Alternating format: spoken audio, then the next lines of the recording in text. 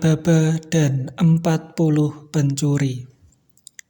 Dahulu kala di kota Persia hidup dua orang bersaudara yang bernama Qasim dan Alibaba.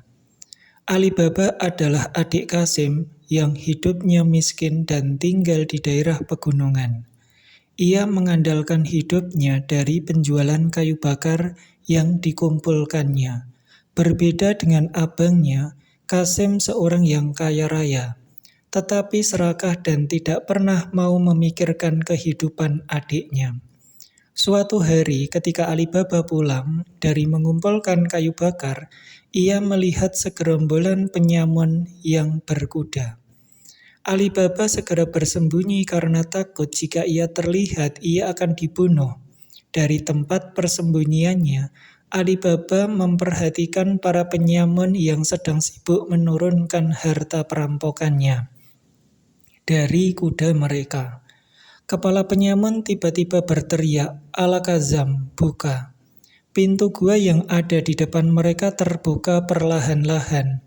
Setelah itu mereka segera memasukkan seluruh harta rampokan mereka. "Al-Kazam, tutup!" teriak kepala penyamun. Pintu gua pun tertutup.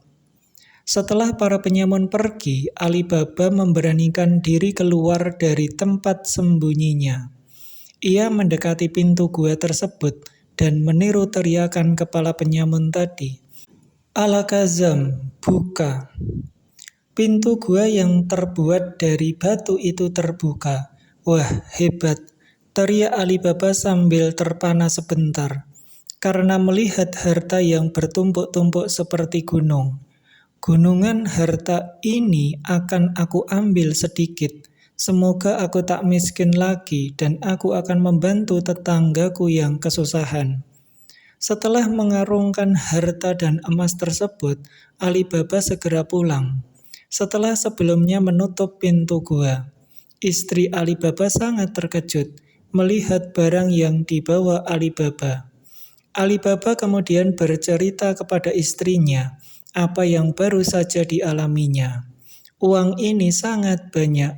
Bagaimana jika kita bagikan kepada orang-orang yang kesusahan?" ujar istri Alibaba. Karena terlalu banyak, uang emas tersebut tidak dapat dihitung. Alibaba dan istrinya akhirnya mereka sepakat untuk meminjam kendi sebagai timbangan uang emas kepada saudaranya, Qasim. Istri Alibaba segera pergi meminjam kendi kepada istri Qasim. Istri Qasim seorang yang pencuriga, sehingga ketika ia memberikan kendinya, ia mengoleskan minyak yang sangat lengket di dasar kendi. Keesokan harinya, setelah kendi dikembalikan, ternyata di dasar kendi ada sesuatu yang berkilau. Istri Qasim segera memanggil suaminya dan memberitahu suaminya bahwa di dasar kendi ada uang emas yang melekat. Qasim segera pergi ke rumah Alibaba untuk menanyakan hal tersebut. Setelah semuanya diceritakan Alibaba, Qasim segera kembali ke rumahnya untuk mempersiapkan kuda-kudanya. Ia pergi ke gua harta dengan membawa 20 ekor keledai. Setibanya di depan gua, ia berteriak, "Al-Kazam, buka!" Pintu batu gua bergerak terbuka. Qasim segera masuk dan langsung mengarungkan emas dan harta yang ada di dalam gua sebanyak-banyaknya. Ketika ia hendak keluar, Qasim lupa mantra untuk membuka pintu. Ia berteriak apa saja dan mulai ketakutan. Tiba-tiba pintu gua bergerak. Qasim merasa lega. Tapi ketika ia mau keluar, para penyamun sudah berada di luar. Mereka sama-sama terkejut. "Hei maling, tangkap dia, bunuh!" teriak kepala penyamun. "Tolong, saya jangan dibunuh. Mohon Qasim." Para penyamun yang kejam tidak memberi ampun kepada Qasim. Ia segera dibunuh. Istri Qasim yang menunggu di rumah mulai khawatir karena sudah seharian Qasim tidak kunjung pulang. Akhirnya ia meminta bantuan Alibaba untuk menyusul saudaranya tersebut. Alibaba segera pergi ke gua harta, di mana ia sangat terkejut karena mendapati tubuh kakaknya sudah terpotong. Setibanya di rumah, istri Kasim menangis sejadi-jadinya untuk membantu kakak iparnya itu. Alibaba memberikan sekantong uang emas kepadanya. Istri Kasim segera berhenti menangis dan tersenyum. Ia sudah lupa akan nasib suaminya yang malang. Alibaba membawa tubuh Kasim ke tukang sepatu untuk menjahitnya kembali seperti semula. Setelah selesai, Alibaba memberikan upah beberapa uang emas. Di lain tempat, di gua harta, para penyamun terkejut karena mayat Kasim sudah tidak ada lagi. Tak salah lagi, pasti ada orang lain yang tahu tentang rahasia gua ini. Ayo, kita cari dan bunuh dia, kata sang kepala penyamun. Mereka pun mulai berkeliling pelosok kota. Ketika bertemu dengan seorang tukang sepatu, mereka bertanya, apakah akhir-akhir ini ada orang yang kaya mendadak? Akulah orang itu, karena setelah menjahit mayat yang terpotong, aku menjadi kaya raya. Apa? Mayat? Siapa yang memintamu melakukan itu? Tanya mereka.